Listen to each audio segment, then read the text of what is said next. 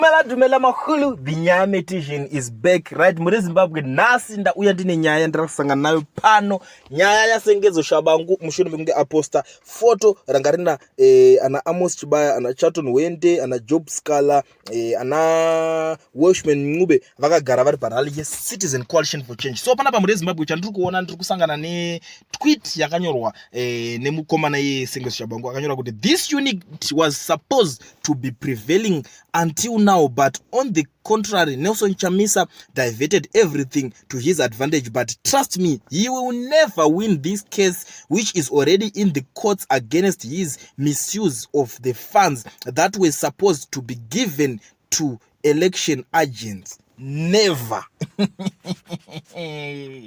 Aya, inenge yapisa politics dzakubvira politics vakomana vasara varana apasi sina kana direction. So unononzona kuti komana driver abva vauda kutira kucontrola vari kuside, but zviri kunetsa boss panoda munhu ane experience. Driver anenge achidiwa nevanhu, driver ari kudiwa nevanhu manje anoitwa Nelson Chamisa ndobva asiyana nazvo akati komana imimi zvamuri kuchemera mukuita marecords mukuita sei sarai muchiita zvinhu zvenyu mega. Imimi handiti sarai muchimhanya zvinhu zvenyu mega nana biti venyu ikoko, sarai muchiita zvinhu zvenyu. But manje tiri kuona kuti iko zvinhu vanenge vakuda kumutera futi Nelson Chamisa waye kuti hanzi akamisuza mafunds aifanira kunge achindikina pamagenzi tunyanya kugadzirirana tunyaya kuti saka amene kuti vanenge vachitoda musoro wemunhu ireka kuti vanenge vachida chii, because akati achadika kuita nawo hazvimanikidzwa kuti mungashanda nawo vauda kumutsoma futi vauda kuti agara ari mumakotsi nyaya dzedzo dzakamirira makotsi chichichichi vanenge vapererwa manje. Chiri kudiwa kaigadzireka handiti manga muchichemera maposition mamuchichemerera power ka ndozvo mamuchidaka kuti inini ndakazofanira kunge ndiri muparliament ndakazonzwa uyu akazodayo uyu akazodayo